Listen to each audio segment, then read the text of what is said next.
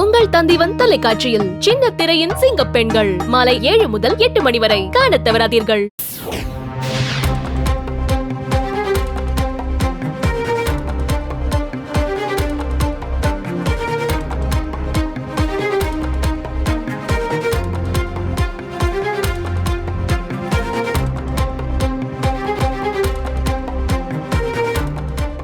மன்னிப்பு கேட்டார் மத்திய அமைச்சர் ஷோபா. பெங்களூரு ராமேஸ்வரம் கஃபே குண்டுவெடிப்பு சம்பவம் தொடர்பாக தமிழர்களுக்கு எதிராக கருத்து தெரிவித்த விவகாரத்தில் கர்நாடக பாஜக முக்கிய தலைவர்களில் ஒருவரும் மத்திய அமைச்சருமான ஷோபா தற்பொழுது மன்னிப்பு கேட்டு பிரமாண பத்திரம் தாக்கல் செய்திருக்கிறார். இது தொடர்பான முக்கிய செய்தியை நாம் பார்த்து வருகிறோம்.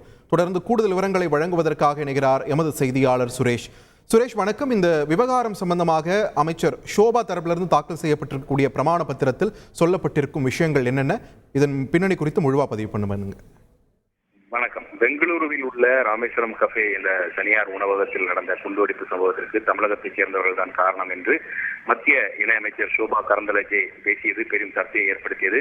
இது தொடர்பாக மதுரையில் பதிவு செய்யப்பட்ட வழக்கை ரத்து செய்ய வேண்டும் என்ற கோரிக்கையுடன் அமைச்சர் ஷோபா சென்னை உயர்நீதிமன்றத்தில் மனு தாக்கல் செய்திருந்தார்.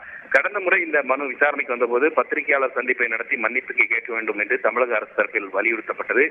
இந்த நிலையில் இந்த வழக்கு இன்றைக்கு மீண்டும் விசாரணைக்கு வந்தபோது அமைச்சர் தரப்பில் ஒரு பிரமாண பத்திரமானது தாக்கல் செய்யப்பட்டது. அதில் இந்த பெங்களூரு உணவக குண்டுவெடிப்பு சம்பவத்தில் தமிழர்களுக்கு எதிராக கருத்து தெரிவித்த விவகாரத்தில் மன்னிப்பு கோருவதாக அதில் தெரிவிக்கப்பட்டிருக்கிறது. இந்த குண்டுவெடிப்பில் தமிழர்களுக்கு தொடர்பு இருப்பதாக கூறிய கருத்து எந்த உள்நோக்கத்துடனும் கூறவில்லை என்றும் தமிழர்கள் உணர்வுகளை புண்படுத்தும் நோக்கில் தெரிவிக்கவில்லை என்றும் அதில் தெரிவித்திருக்கிறார்.